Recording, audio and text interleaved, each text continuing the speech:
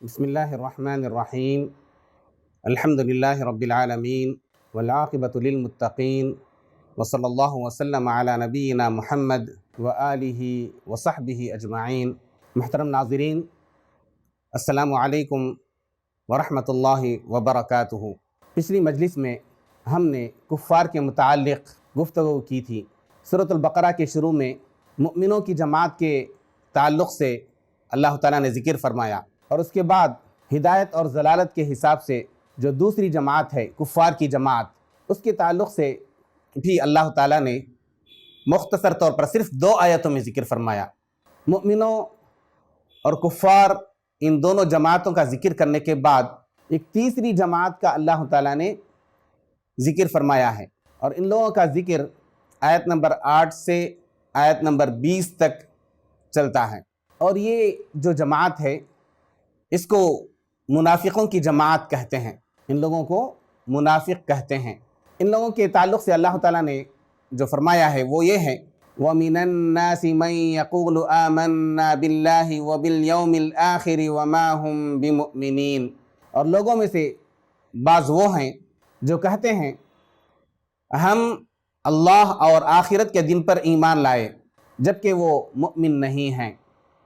وَمِنَ النَّاسِ، اور لوگوں میں سے بعض، یہاں پہ جو من ہے یہ تبعیض کا ہے، یعنی بعض یہ معنی دیتا ہے۔ بعض تو وہ ہیں جو خالص مؤمن ہیں، بعض وہ ہیں جو خالص کافر ہیں، اور یہ جو ہیں بعض دیگر لوگ وہ زبان سے تو کہتے ہیں، وَمِنَ النَّاسِ مَن يَقُولُ، جو کہتے ہیں آمَنَّا بِاللَّهِ وَبِالْيَوْمِ الْآخِرِ، ہم اللہ اور آخرت کے دن پر ایمان لائے۔ اللہ پر اور آخرت کے دن پر ایمان لانا ایمان کے جو 6 ارکان ہیں ان میں سے یہ 2 اہم ارکان ہیں۔ اگر کوئی شخص اللہ پر ایمان لاتا ہے اور آخرت کے دن پر ایمان لاتا ہے تو پھر اس کا یہ تقاضا ہوتا ہے کہ وہ باقی جو ارکان ہیں ان پر بھی ایمان لائے، کیونکہ اللہ تعالیٰ پر ایمان لایا جیسے کہ ایمان لانا چاہیے، اس کے بعد اس کو اپنے محاسبے کا بھی ڈر ہے، آخرت کے دن پر وہ ایمان لاتا ہے تو پھر اس کو اپنے حساب و کتاب کی فکر ہوگی۔ تو ظاہر بات ہے کہ اللہ تعالیٰ نے باقی جن چیزوں پر ایمان لانے کا حکم دیا ان پر بھی وہ ضرور ایمان لائے گا، فرشتوں پر، رسولوں پر، کتابوں پر، تقدیر پر۔ تو یہ جو منافقین کی جماعت ہے یہ لوگ کہتے ہیں آمنا باللہ وبالیوم الآخر، کہ ہم اللہ اور آخرت کے دن پر ایمان لائے، لیکن اللہ تعالیٰ کہتے ہیں وما ہم بمؤمنین، حقیقت میں وہ مؤمن نہیں ہیں۔ حقیقت میں وہ مؤمن کیوں نہیں ہیں؟ کیونکہ ایمان کا مطلب صرف زبان سے لا الہ الا اللہ محمد الرسول اللہ ادا کرنا نہیں ہے، جب تک کہ دل سے اس کا یقین نہ کر لے اور اس کا عمل اس کی گواہی نہ دے۔ اسی لیے ایمان کی تعریف میں اہل علم یوں کہتے ہیں کہ ایمان تصدیق بالجنان اور اقرار باللسان، اس کے بعد عمل بالارکان، کہ دل سے اس کی تصدیق کرے، تصدیق بالجنان، الجنان کا مطلب دل ہے، دل سے اس کی تصدیق کرے، دل سے اس کا اقرار کرے، وہ اقرار باللسان، زبان سے بھی اس کا اقرار کرے، اور تیسری چیز وعمل بالارکان، جو اس کے اعضاء ہیں ان کے ذریعے عمل کرے۔ ایمان کا تقاضا عمل ہے، جیسا کہ آگے بہت ساری آیتوں میں اس بارے میں گفتگو ہوگی کہ اللہ تعالیٰ نے مختلف جگہوں پر ایمان کے ساتھ عمل صالح کا ذکر کیا ہے۔ تو زبان سے اقرار کرنے کے ساتھ دل سے بھی تصدیق کرے، اور جو ایمان کے تقاضے ہیں ان کو بھی پورا کرتے ہوئے جو عمل مطلوب ہے اس کو بجا لائے۔ تو اللہ تعالیٰ فرماتے ہیں کہ یہ جو منافق ہیں زبان سے تو اقرار کرتے ہیں، آمنا کہتے ہیں بِأَفْوَاهِهِمْ، اپنی زبانوں سے، اپنے منہ سے تو کہتے ہیں، وَلَمْ تُؤْمِنْ قُلُوبُهُمْ، لیکن ان کے دل ایمان نہیں لائے، ان کے دلوں میں ایمان داخل نہیں ہوا، تو پھر ان کا یہ ایمان مقبول نہیں، ان کا یہ اقرار زبان سے قابل اعتبار نہیں۔ اس لیے اللہ تعالیٰ نے کہا کہ یہ لوگ مؤمن نہیں ہیں، مؤمن ہونے کا اقرار کرنے کے باوجود وہ مؤمن نہیں ہیں۔ وہ مؤمن کیوں نہیں ہیں، اس کی مزید تفصیل آگے کی آیتوں میں اللہ تعالیٰ نے بیان فرمائی ہے۔ اللہ تعالیٰ ارشاد فرماتے ہیں یخادعون اللہ والذین آمنوا، یہ لوگ اللہ کو دھوکہ دیتے ہیں اور ان لوگوں کو جو ایمان لائے۔ یخادعون اللہ والذین آمنوا، اللہ کو دھوکہ دیتے ہیں اور ان لوگوں کو دھوکہ دیتے ہیں جو ایمان لائے۔ وما یخدعون الا انفسہم، اور یہ دھوکہ نہیں دیتے مگر اپنے آپ کو۔ وما یخدعون، اور وہ دھوکہ نہیں دیتے ہیں الا انفسہم، مگر اپنے آپ کو۔ وما یشعرون، لیکن وہ اس کا شعور نہیں رکھتے، ان کو اس کا احساس نہیں ہوتا۔ یہ جو منافقین ہیں، انہوں نے اپنے دل میں جو کفر چھپا کر کے رکھا ہے، جو بغض چھپا کر رکھا ہے، جو دشمنی پال رکھی ہے اسلام اور مسلمانوں کے خلاف، اس کو چھپا کر مسلمانوں سے جو تعلق رکھتے ہیں، جو مودت اور اپنائیت کا اظہار کرتے ہیں، تو اس طرح سے وہ چاہتے ہیں کہ وہ مسلمانوں کو دھوکہ دیں اور اسی طرح نبی صلی اللہ علیہ وسلم کو بھی دھوکہ دیں۔ ان کا یہ ارادہ ہے، اور اسی طرح وہ یہ سمجھتے ہیں کہ اللہ تعالیٰ کو بھی وہ دھوکہ دے رہے ہیں، جبکہ اللہ تعالیٰ پر ان کا دھوکہ نہیں چل سکتا، کیونکہ اللہ تعالیٰ ان کے دلوں کے راز کو جانتا ہے۔ واللہ علیم بذات الصدور، سینوں کے رازوں کو بھی اللہ تعالیٰ اچھی طرح سے جانتا ہے، اچھی طرح سے واقف ہے۔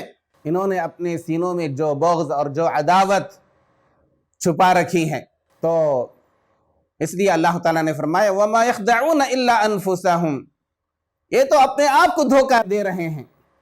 وَمَا يَشْعُرُونَ، اور ان کو اس کا احساس نہیں کہ یہ خود اپنے پیروں پر کلہاڑی مار رہے ہیں، اس کی جو سزا ملے گی وہ انہیں بھگتنی پڑے گی، اور اللہ تعالیٰ ان کو ان کے اس کرتوت کا ضرور بدلہ دے گا۔ وہ ایسے ہی چھوٹ نہیں پائیں گے، کیونکہ اللہ تعالیٰ کو ان کے ارادوں کی اچھی طرح سے خبر ہے۔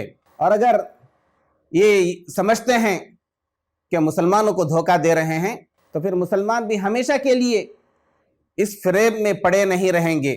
اللہ تعالیٰ انہیں خبر دے گا، مسلمانوں کو بھی بتا دے گا، جیسا کہ اللہ تعالیٰ نے وعدہ کیا سورہ محمد میں کہ ان لوگوں کے جو چال ڈھال ہیں، ان لوگوں کی جو حرکتیں ہیں، ان کے ذریعے آپ بھی پہچان جائیں گے کون کون منافق ہیں۔ اور اس کے بعد اللہ تعالیٰ فرماتے ہیں فی قلوبہم مرض فزادہم اللہ مرضا وَلَهُمْ عَذَابٌ أَلِيمٌ بِمَا كَانُوا يَكْذِبُونَ، ان کے دلوں میں مرض ہے۔ فی قلوبہم مرض، مرض کے معنی بیماری، فی قلوبہم مرض، ان کے دلوں میں بیماری ہے۔ فَزَادَهُمُ اللَّهُ مَرَضًا، تو اللہ تعالیٰ نے ان کے مرض میں اضافہ کیا۔ اللہ تعالیٰ اگر کوئی شخص ہدایت چاہتا ہے تو اس کو ہدایت دیتے ہیں اور مزید ہدایت دیتے ہیں۔ والذین اہتدوا زادہم ہدی، جو لوگ ہدایت قبول کرنا چاہتے ہیں، ہدایت کے راستے کو اپنانا چاہتے ہیں، تو اللہ تعالیٰ ہدایت کے راستے پر چلنے میں ان کی مدد فرماتا ہے۔ اس کے برعکس اگر کوئی کفر اختیار کرے یا نفاق کے راستے کو اپنائے، تو پھر اللہ تعالیٰ اس کے اس مرض کو اور بھی زیادہ کرتے ہیں، اس کے نفاق کے مرض کو اور بھی زیادہ کرتے ہیں۔ فی قلوبہم مرض، مرض سے مراد نفاق ہے جو انہوں نے اپنے دلوں میں چھپا کر رکھا ہے، یا کفر ہی ہے، نفاق خود کفر ہی ہے، چھپا ہوا کفر، جو چھپا ہوا کفر ہوتا ہے اس کو نفاق کہتے ہیں۔ تو فزادہم اللہ مرضا، تو انہوں نے اپنے دلوں میں جو نفاق کے مرض کو چھپا رکھا ہے، اللہ تعالیٰ اس میں اور بھی زیادتی کرتا ہے، ان کے لیے یہی نفاق کے راستے کو آسان کر دیتا ہے۔ جیسا کہ سورہ لیل میں اللہ تعالیٰ نے فرمایا وَأَمَّا مَنْ بَخِلَ وَاسْتَغْنَى وَكَذَّبَ بِالْحُسْنَى فَسَنُيَسِّرُهُ لِلْعُسْرَى، کہ جو کفر کرتا ہے، بخیلی اختیار کرتا ہے اور جھٹلاتا ہے، تو اللہ تعالیٰ ایسا ہی راستہ اس کے لیے آسان کر دیتے ہیں۔ لیکن وہ آخرت میں اللہ تعالیٰ کے عذاب سے بچ نہیں سکتا۔ تو اللہ تعالیٰ فرماتے ہیں وَلَهُمْ عَذَابٌ عَلِيمٌ، اور ان کے لیے دردناک عذاب ہے، بِمَا كَانُوا يَكْذِبُونَ، اس سبب سے کہ وہ جھوٹ بولتے تھے۔ یہ جو کہتے تھے کہ ہم ایمان لائے، حقیقت میں وہ مؤمن نہیں تھے۔ ایمان سے، اسلام سے، نبی صلی اللہ علیہ وسلم سے، قرآن مجید سے ان کو چڑ تھی۔ یہ تو جھوٹ بولتے تھے کہ ہم ایمان لائے، حقیقت میں وہ مؤمن نہیں تھے۔ تو ان کے اس جھوٹ بولنے کے سبب اللہ تعالیٰ انہیں دردناک عذاب دے گا۔ اور چونکہ یہ جو منافق ہیں، ان کا کفر اور ان کی عداوت اور ان کا بغض مؤمنوں کے سلسلے میں کفار کے مقابلے میں زیادہ سخت ہوتا ہے، زیادہ شدید ہوتا ہے۔ اس لیے اللہ تعالیٰ نے یہ بتایا کہ انہیں جہنم کے بالکل نچلے طبقے میں داخل کرے گا، جیسا کہ سورہ نساء میں اللہ تعالیٰ نے فرمایا ان المنافقین فی الدرک الاسفل من النار ولن تجد لهم نصیرا۔ منافقوں کا جو کردار، منافقوں کا جو عمل اور منافقوں کا جو رویہ اسلام کے تعلق سے، مسلمانوں کے تعلق سے اور نبی صلی اللہ علیہ وسلم کے تعلق سے تھا، اس کا ذکر چل رہا تھا۔ اس بارے میں اللہ تعالیٰ نے فرمایا کہ ان کے دلوں میں جو نفاق کا مرض ہے، اللہ تعالیٰ اس مرض میں اور بھی زیادہ کرے گا۔ اس طرح سے وہ گمراہی کے راستے پر چلتے رہیں گے یہاں تک کہ وہ اپنے انجام کو پہنچ جائیں گے اور دردناک عذاب میں وہ مبتلا ہوں گے۔ اور یہ جو دردناک عذاب ان کو ملے گا، اس کا ایک سبب ان کا جھوٹ بولنے کی عادت، بما كانوا يكذبون، ان کے جھوٹ بولنے کے سبب انہیں دردناک عذاب میں داخل کیا جائے گا۔ یہ منافقوں کی خصلت ہے، جھوٹ بولنا۔ جھوٹ بولنا ایک مومن کا شیوا نہیں۔ منافقوں کی جو 3 خصلتیں رسول اللہ صلی اللہ علیہ وسلم نے بتائی ہیں، ان میں پہلی صفت، پہلی خصلت جھوٹ بولنا ہے۔ رسول اللہ صلی اللہ علیہ وسلم نے فرمایا ثلاث من کن فیہ کان منافقا خالصا ومن كانت فیہ خصلۃ منہا كانت فیہ خصلۃ من النفاق، کہ 3 خصلتیں ہیں، جس شخص کے اندر یہ 3 خصلتیں ہوں گی وہ خالص منافق، مکمل طور پر منافق ہو جائے گا۔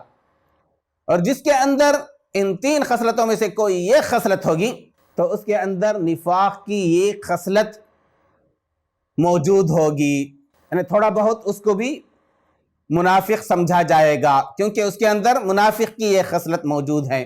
تو اس سلسلے میں آپ صلی اللہ علیہ وسلم نے پہلی جو خصلت بیان فرمائی کہ اذا حدث کذب، کہ جب وہ بات کرتا ہے تو جھوٹ بولتا ہے، جھوٹ اس کی عادت میں داخل ہو جاتا ہے، جب بھی بولتا ہے اس کی زبان سے جھوٹ ہی ادا ہوتا ہے، جھوٹ اس کی عادت ثانیہ بن جاتی ہے۔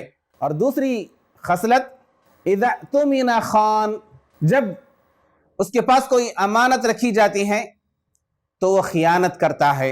اور تیسری خصلت اذا وعد اخلف، کہ جب وہ وعدہ کرتا ہے تو خلاف ورزی کرتا ہے۔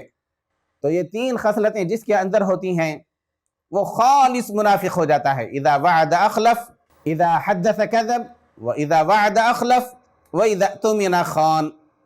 اور بعض دوسری روایتوں میں مزید 2 خصلتیں منافقوں کی بیان کی گئی ہیں۔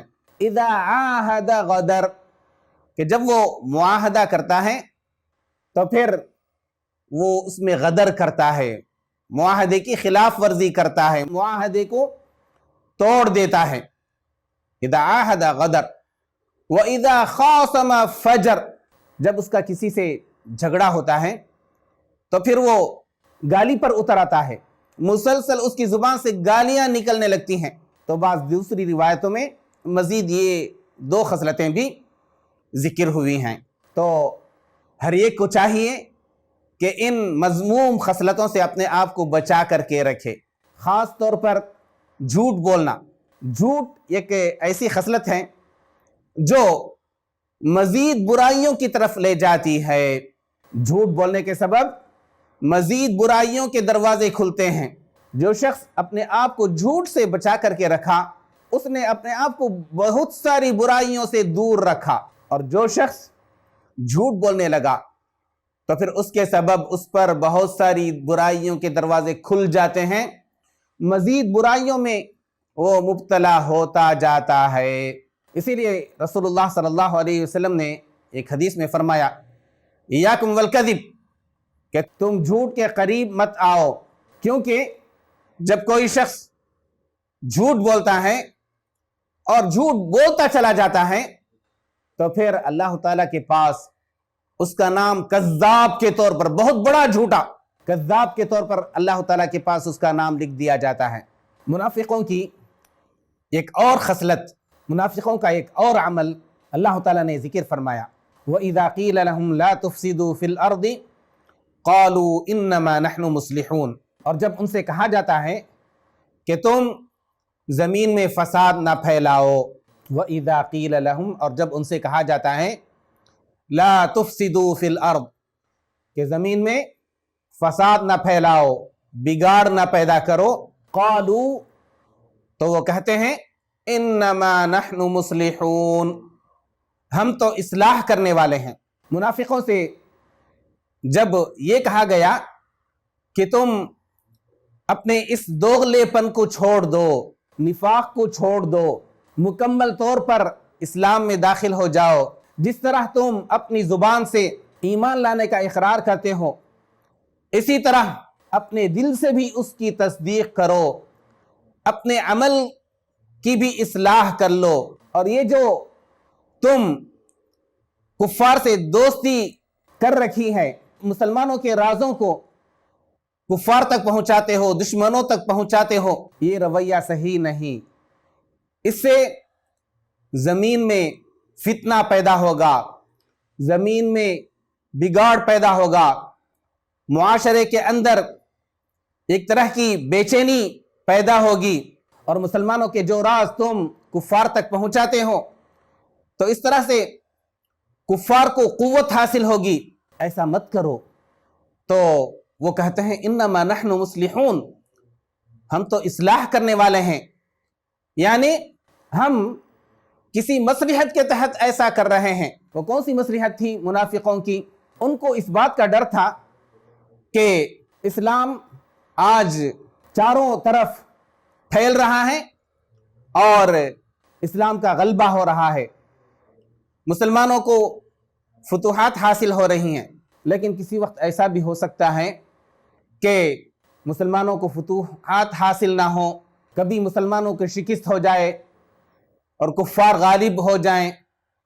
اگر ہم کفار سے بھی بنا کر کے رکھیں گے، کفار سے دوستی کر رکھیں گے تو اس وقت یہ دوستی ہمارے کام آئے گی۔ تو ہم اپنی مصلحت اچھی طرح سے جانتے ہیں، تو یہ ان کا کہنا تھا۔ تو اللہ تعالیٰ نے اس کے جواب میں فرمایا الا انہم هم المفسدون ولکن لا یشعرون، دیکھو الا یہ کلمہ تنبیہ ہے، سمجھ جاؤ، متنبہ ہو جاؤ، خبردار، انہم هم المفسدون، بے شک یہی فساد پھیلانے والے ہیں۔ ان کا یہ دعویٰ کہ وہ اصلاح کر رہے ہیں، وہ اپنے اس دعوے میں سچے نہیں ہیں، وہ فساد پھیلا رہے ہیں۔ یہاں پر مسلمانوں کو بتایا گیا ہے کہ تم ان کے جھانسے میں نہ آنا، ان کے اس دعوے کو قبول نہیں کرنا کہ وہ اصلاح کر رہے ہیں۔ یہ تو حقیقت میں مفسد ہیں، فساد پھیلا رہے ہیں، بگاڑ پیدا کر رہے ہیں، کیونکہ آخر کار تباہی ان کا انجام ہے۔ اللہ تعالیٰ ان کے رازوں کو افشا کر کے رہے گا۔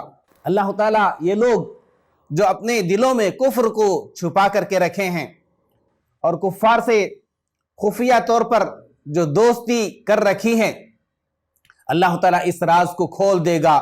وَلَكِنْ لَا يَشْعُرُونَ، لیکن وہ شعور نہیں رکھتے، ان کو اپنے انجام کا پتہ نہیں، اپنے انجام کی ان کو فکر نہیں۔ اس کے بعد اللہ تعالیٰ ان منافقین کے ایک اور کردار کا ذکر کر رہا ہے۔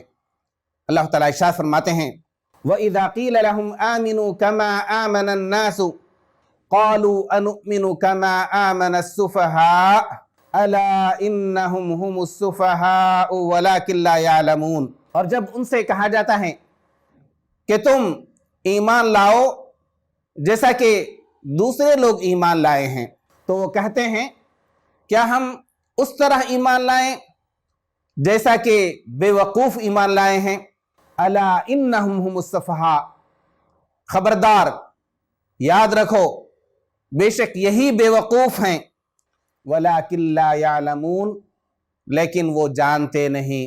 اس آیت میں اللہ تعالیٰ فرماتے ہیں وَإِذَا قِيلَ لَهُمْ آمِنُوا، اور جب ان سے کہا جاتا ہے کہ تم ایمان لاؤ کما آمن الناس، جیسا کہ لوگ ایمان لائے، یعنی صحابہ جس طرح ایمان لائے ہیں ویسے تم ایمان لاؤ، پوری طرح سے اسلام میں داخل ہو جاؤ۔